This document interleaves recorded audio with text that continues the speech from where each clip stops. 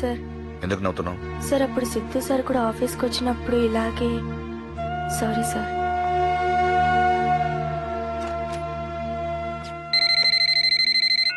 Hello sir, మీ వియంకుడు గారు line లో ఉన్నారు, కనెక్ట్ చేయమంటారా? బిజీగా ఉన్న తర్వాత మాట్లాడతాను, చెప్పమ్మా. Okay sir. నానా, ఆ బిల్డింగ్ వర్క్ అంతా ఫినిష్ అయింది. పెయింట్స్ విషయం ఒకటే డిసైడ్ చేయాలి. ఇదేమో మనం ఎప్పుడు వాడేది, బాగానే ఉంటుంది. ఇదేమో మార్కెట్ లో కొత్తగా వచ్చింది, క్లిక్ అయితే చాలా బాగుంటుంది. ఏది వేయాలో మీరు డిసైడ్ చేస్తే. రేపు డిసైడ్ చేద్దాం రా. రేపటి గురించి ఆలోచిస్తున్నారా? నాకు అలవాటైనట్టు వాడికి ఇంకా అలవాటు కాలేదు నాన్న. అయినా మీరు ఏది చేసినా మా మంచిగా చేస్తారు కదా.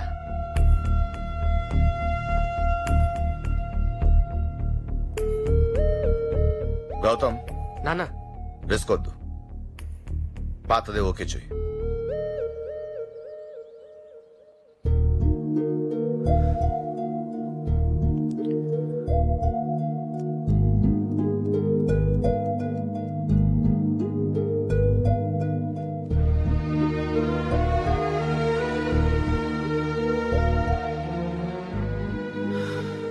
బాబు, బాబు గారు,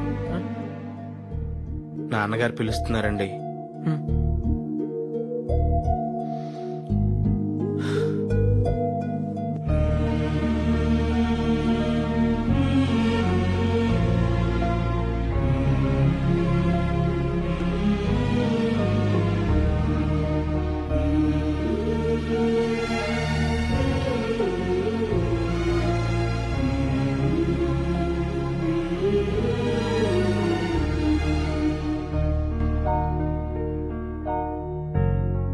టిఫిన్ చేసావా?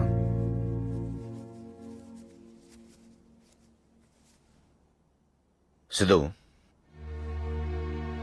ఒక తండ్రిగా ఈ ఇంట్లో నేనేంటో అందరికీ తెలుసు. ఈ అరవింద్ అంటే నేను ఒక్కడనే కాదురా, మీరందరూ కలిస్తేనే ఈ అరవింద్. సిద్ధు అంటే కూడా నేను ఒక్కడనే కాదు కదా నాన్న. తెలుసు, అర్థం చేసుకున్నాను. తండ్రిగా మీ విషయంలో నేను ఎప్పుడు తప్పు చేయలేదు, చెయ్యను కూడా. అందుకే ఒక డిసిజన్కి వచ్చాను. నేను కూడా ఒక డెసిషన్ తీసుకున్నాను చెప్పని. నాన్న, నేను చెప్పేది కూడా వినండి. నేను మాట్లాడుతున్నాను కదా. నాన్న please. Will you let me say what I want to say? నేను మాట్లాడొచ్చా అంకుల్? హాస్ని, ఒక నిమిషం ఉండు. నాన్న, నేను వీడు నాకు వద్దు అంకుల్,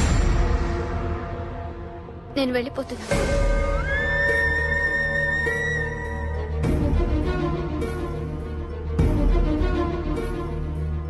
నాకు మాట్లాడడం రాదు అంకుల్. ఇప్పుడు కూడా మీరు మాట్లాడుతుంటే మధ్యలో వచ్చి డిస్టర్బ్ చేశాను. ఇది కరెక్టో కాదో కూడా నాకు తెలియదు, కానీ సిద్ధుకి మాత్రం నేను కరెక్ట్ కాదని అనిపిస్తుంది. మీరు నన్ను ఇంటికి తీసుకురమ్మన్నప్పుడు 7 రోజుల్లో ఒక మనిషి గురించి ఎలా తెలిసిపోతుందా అనుకున్నాను, కానీ తెలుసుకోవచ్చని ఇక్కడికి వచ్చిన తర్వాత అర్థమైంది. మీరు నా గురించి ఏం తెలుసుకున్నారో నాకు తెలియదు అంకుల్, కానీ సిద్ధు గురించి నేను చాలా తెలుసుకున్నాను. ఒకప్పుడు వీలైతే 4 మాటలన్నాడు, ఇప్పుడు అస్సలు మాట్లాడొద్దంటున్నాడు. ఒకప్పుడు సరదాగా మాట్లాడడానికి ఫోన్ చేసేవాడు, ఇప్పుడు తిట్టడానికి ఫోన్ చేస్తున్నాడు. ఒకప్పుడు నాలో ఏం నచ్చిందన్నాడో, ఇప్పుడు అదే నచ్చట్లేదంటున్నాడు. అయినా సిద్ధు నన్ను తిట్టాడని వెళ్ళట్లేదు అంకుల్. ఇంతకు ముందు కూడా సిద్ధు నన్ను తిట్టేవాడు, అందులో ప్రేమ కనిపించేది. ఇప్పుడు అది లేదు.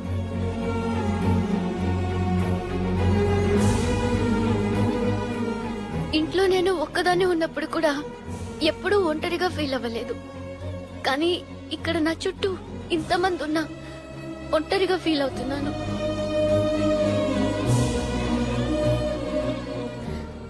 నాకు ఇంట్లో ఒకలాగా బయట ఒకలాగా నటించడం రాదు అంకుల్. ఇక్కడుంటే లైఫ్ లాంగ్ నటించాల్సి వస్తుందేమోనని భయంతో వెళ్ళిపోతున్నాను. గెస్ట్ లాగా వచ్చాను, గెస్ట్ లాగే వెళ్ళిపోతున్నాను. మీలో ఎవరినైనా హర్ట్ చేసి ఉంటే క్షమించండి.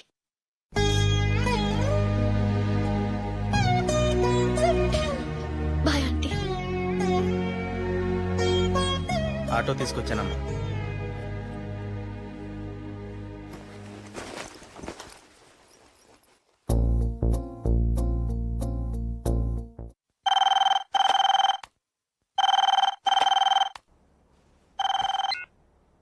హలో. హలో బావగారు, నేను అమ్మయ్య 3 రోజుల నుంచి ట్రై చేస్తుంటే ఇప్పటికి దొరికారు. సారీనండి, వర్క్ టెన్షన్ లో ఉండి నేను మర్చిపోయాను. నాకు ఇక టెన్షన్ పెరిగిపోతుందండి. ఎంతైనా ఆడపిల్ల తండ్రిని కదా. పెళ్లి టైం దగ్గర పడుతోంది. ఏం చేయాలో ఎలా చేయాలో మాట్లాడుకోలేదు. ఒక్కసారి మాట్లాడుకుంటే బాగుంటుంది. అది నేను వచ్చేస్తానండి. 2 రోజులు నేనే వచ్చి కలుస్తానండి. I'm sorry. ఓకే బావగారు, ఉంటాను మరి. సరేనండి.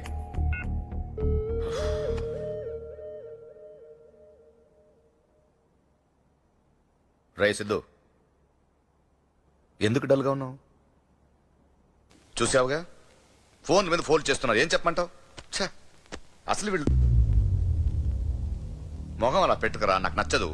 ఏమే, నువ్వైనా చెప్పు వాడికి. చెప్పువే. నువ్వు కూడా ఏంటే జరగకూడదు ఏదో జరిగిపోయినట్టు.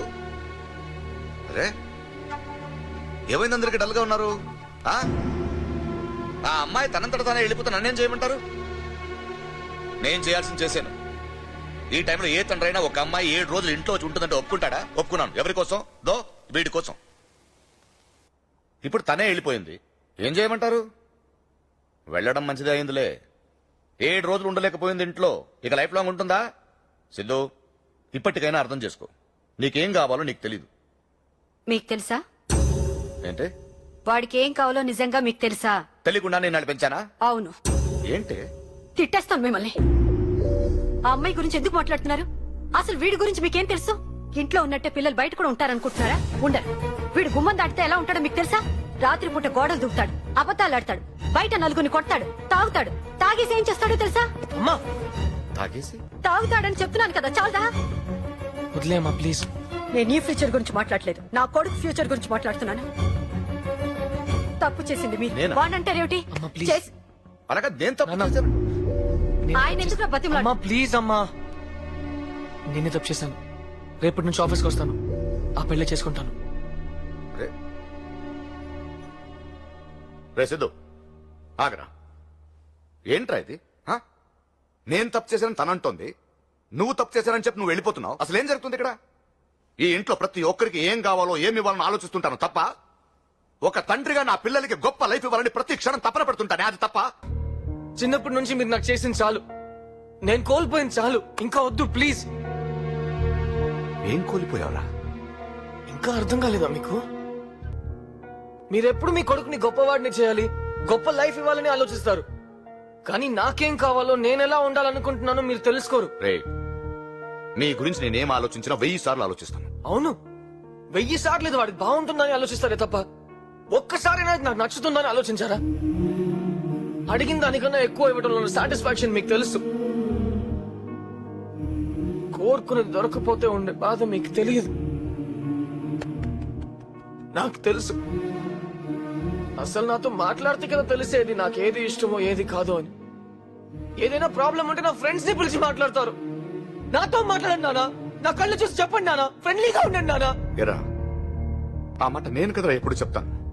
చెప్తారు కానీ ఉండరు. ఎందుకంటే అంతా మీకు నచ్చినట్టే జరగాలి కదా. ఈ షర్టు మీరే సెలెక్ట్ చేస్తారు, మీరే సూపర్ అంటారు. అదే నాకు బెస్ట్ అని మీరు నన్నే కన్విన్స్ చేసేస్తారు. నాకు ఎలా ఉంటుందో తెలుసా? దాన్ని చింపి విసిరేసి నాకు నచ్చలేదు అని అరవాలనిపించేది. ఆఫీస్ పంపిస్తారు, నేను వెళ్తా. అక్కడికి వెళ్లే లోపు మీరే ఆ పనిని ఫినిష్ చేసేస్తారు. నవ్వుతున్నారు నన్ను చూసి అక్కడ ఆఫీస్ లో. రే సిద్ధు, రానా కూర్చో, క్యారం బోర్డ్ ఆడదా అంటారు. నేనేదో ఆడాలనుకుంటాను, మీరు నన్ను గెలిపించాలనుకుంటారు. ఏ బ్లాక్ కొట్టు, వైట్ కొట్టు, ఏ క్వీన్ జాగ్రత్త నా చేయి ఇలా పట్టుకుని. నా ఆట కూడా మీరే ఆడిస్తే నేనెందుకు నానా ఆడటం?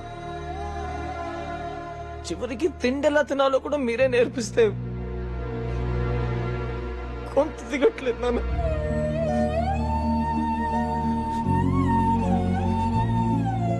మీకు తెలియదు. మీకు నచ్చినట్టు ఉండలేక, నాకు నచ్చింది చేయలేక నేను నరకం చూసాను నాన్న. నరకం చూసాను. ఫ్రస్ట్రేషన్, కోపం, చిరాకు ఎవరి మీద చూపించాలో, ఎలా చూపించాలో కూడా తెలియకపోతే చివరికి ఒక్కరోజు అమ్మ మీద కూడా అరిచేసా. దాంతో అమ్మ నాతో మాట్లాడటం మానేసింది.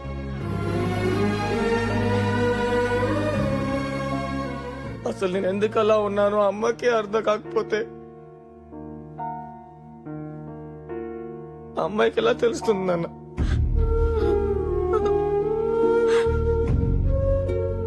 వెళ్ళిపోయింది. ప్రేమే లేదు, సిద్ధు నాకు కరెక్ట్ కాదని చెప్పి వెళ్ళిపోయింది. ఇంటికి తీసుకొచ్చినప్పుడు ఆ అమ్మాయికి ప్రామిస్ చేశాను, నీకు ఒక మంచి ఫ్యామిలీని ఇస్తానని. కానీ ఈ రోజు చెప్తున్నాను, ఈ ఫ్యామిలీ ఒక మంచి అమ్మాయిని కోల్పోయింది. She's gone.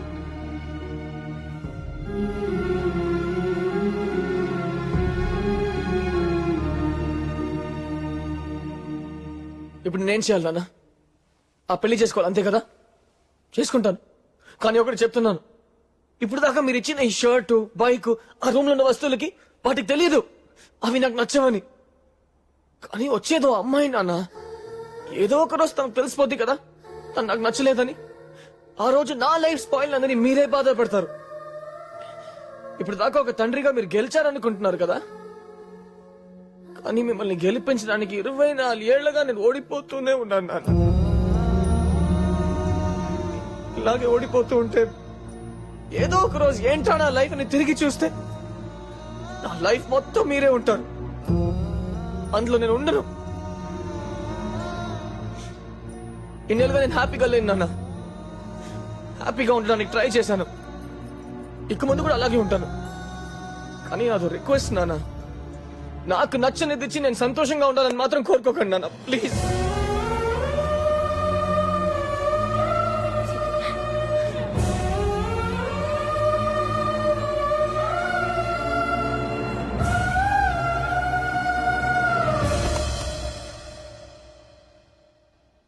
నానా నానా ఏమైందా నాన్న? మీరందరూ హ్యాపీగా ఉన్నారని నేను ఆనందపడ్డాను, కానీ మీ ఆనందాన్ని తీసుకుని నేను హ్యాపీగా ఉన్నాను అనుకోలేదురా. తెలియదురా నాకు. తెలియదే నాకు. నాకు బిజినెస్ లో ₹1 కోటి వస్తే పెద్ద విషయం కాదు, కానీ నీకు ఒక్క షర్ట్ కొనిస్తే రోజంతా 10 మందికి చెప్పుకునేవాటిరా. కానీ నా ఆనందం కోసం మిమ్మల్ని బాధ పెట్టానని ఎప్పుడు అనుకోలేదురా. సారీ రా నాన్న. ఎరా చెప్పొచ్చు కదరా నాకు. ఇన్ని సంవత్సరాలు ఇంత బాధ లోపల దాచుకొని ఎందుకు చెప్పలేదురా? ఎందుకే చెప్పలేదు నాన్న? చెప్తే మీరు ఇలా అయిపోతారని నాకు తెలుసు.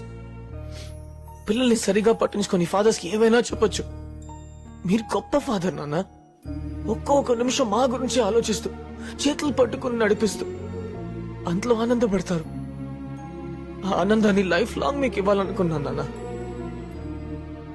నేను మిమ్మల్ని వదులుకోలేను నాన్న. అందుకే ఈ 2 విషయాల్లో నా చేయి మీకు తెలియకుండానే మీ చేతుల్లోంచి తీసుకోవాలని ట్రై చేశాను. ఇప్పటికీ నా చేయి మీ చేతుల్లోనే ఉంది నాన్న.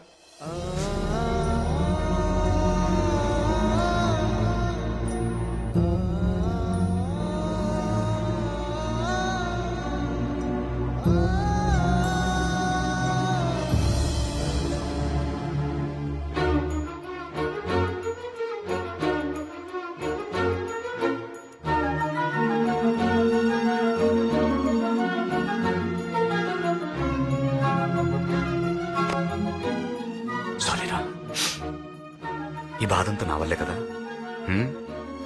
నేనే తీరుస్తాను. ఎవరి కాలు మీద పడైనా ఈ పెళ్లి ఆపుదాం. నీ లైఫ్ నువ్వు హ్యాపీగా ఉంటావు. నాన్న వెళ్ళరా, నేను చూసుకుంటాను. వెళ్ళు. ఏమేవ్ ఈ శుభలేఖలకి కాస్త పసుపు కుంకుమ రాయండి. రావయ్యారా, ఎంగేజ్మెంట్ అయిన ఇన్నాళ్ళకైనా మా ఇంటికి వచ్చావు, చాలా సంతోషం. ఏమేవ్ ఎవరు ఇచ్చారు చూడు, కాఫీ పడరా. అలాగేనండి. ఇంట్లో అంతా కులాసా? హలో.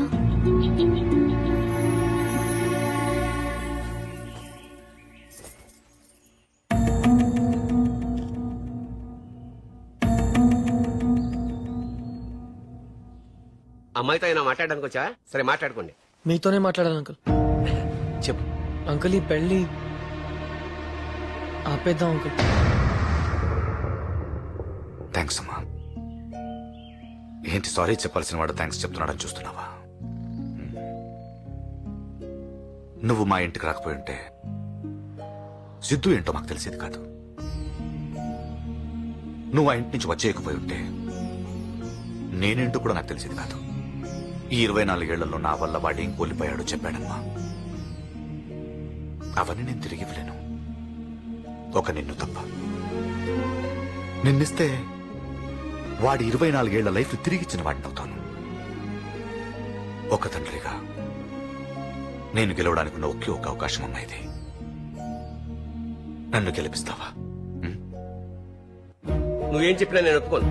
సరే నువ్వు కుర్రాడివి, నీకు తెలీదు. పెద్ద మనిషి ఆయన బుద్ధి ఏమైంది? ఆయన్నే అనొద్దండి, తప్పు నాదే. అందుకే నేను వచ్చాను. నేను చెప్పేది వినండి ప్లీజ్. ఏం చెప్తావయ్యా? గొంతు కోసా నొప్పిగా ఉంటుంది, బాధపడద్దు అనే.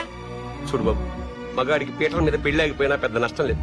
అదే ఆడపిల్లకి నిశ్చితార్థం అయ్యాక పెళ్లి ఆగిపోతే ఎంత బాధగా ఉంటుందో నీకు తెలియదు. అంకుల్ మీరు పెళ్లికి ముందు జరిగిన నిశ్చితార్థం గురించి ఆలోచిస్తున్నారు.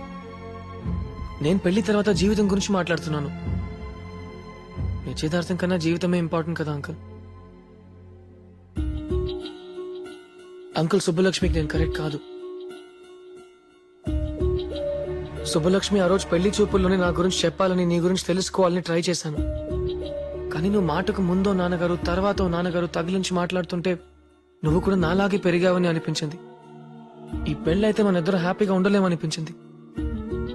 ఇది ఆ రోజే చెప్పాలి. ఇంత లేట్ గా చెప్పడం తప్పే. I'm really sorry Subbalakshmi. ఆ రోజు నా గురించి మీ నాన్న చెప్పింది విని ఈ పెళ్లికి ఓకే చెప్పావు. ఈ రోజు నా గురించి నేనే చెప్తున్నాను. ఇప్పుడు కూడా ఓకే చెప్తావా? అదేం చెప్తుందా ఈ చిన్నపిల్ల? అసలు దానికి ఏం తెలుసని? చెప్తాను నాన్న. ఒక్కసారి తప్పు చేసినందుకే మా నాన్నగారు కోప్పడ్డారు అంకుల్. ఇప్పుడు ఆయనకి మాట ఇచ్చాను, ఆయన ఏం చెప్తే అదే చేస్తానని. ఇన్నాళ్ళు మీరేం చెప్తే అదే చేశాను కదా నాన్న. ఈ ఒక్కసారి నన్ను చెప్పనివ్వండి. తను నన్ను పెళ్లి చేసుకుంటే నేను సంతోషంగా ఉండనని తనే చెప్తున్నాడు కదా నాన్న. ఇంకా ఏంటి నాన్న? వద్దు నాన్న, నాకు ఈ పెళ్ళొద్దు. అయినా తను వద్దంటే నాకింక పెళ్లి అవ్వదా? నాకేం తక్కువ నాన్న? అది కాదురా. ప్లీజ్ నాన్న, ఇంకేం మాట్లాడదు. ఇప్పుడు ఈ పెళ్లికి తను ఒప్పించినా నేను ఒప్పుకోను. థ్యాంక్స్ సిద్ధు, ఈ విషయం పెళ్లికి ముందైనా చెప్పినందుకు.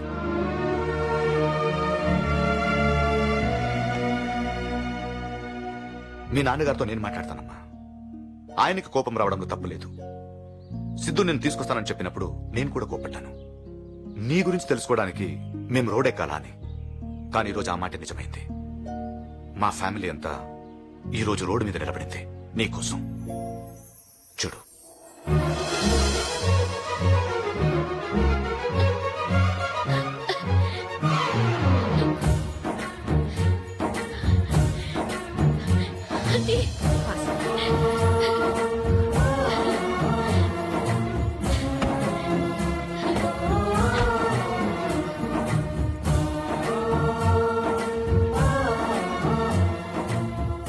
ఇడియట్.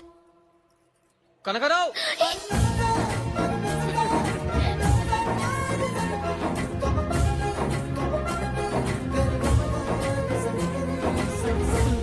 ఏం బాస్, అంత బాగానే జరిగింది కదా, మళ్ళీ ఎందుకు తిడుతున్నావు? బానే జరిగిందా? అసలు కథ ఇప్పుడే స్టార్ట్ అయింది. ఈ తండ్రులున్నారే.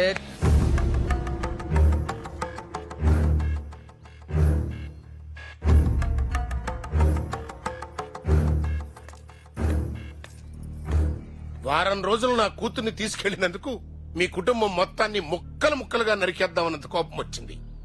కానీ అదే కుటుంబం నా ఇంటి ముందు నా కూతురు కోసం నిలబడి ఉంటే నాకు ఆనందంగా ఉంది.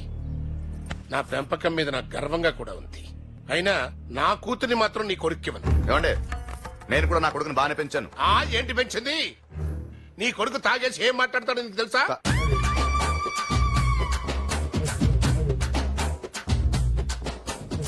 తాగేసి కన్న తండ్రిని నిన్నే బండబూతులు తిడతాడు.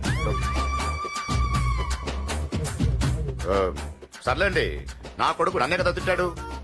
తప్పు చేశాను తిట్టాడు అంత మాత్రం చెడ్డోడైపోతాడా? తండ్రినే గౌరవించడం చేతగాని కొడుకు రేపు భార్యను గౌరవించే మంచి భర్తగా ఎలా ఉంటాడు? ఉంటాడండి, ఉంటాడు. నాకు ఆ నమ్మకం ఉంది. కావాలంటే ఒక ఒక 7 రోజులు మీ ఇంటికి పంపిస్తాను. వద్దని ఒక రీజన్ చెప్పండి, ఒప్పుకుంటాను.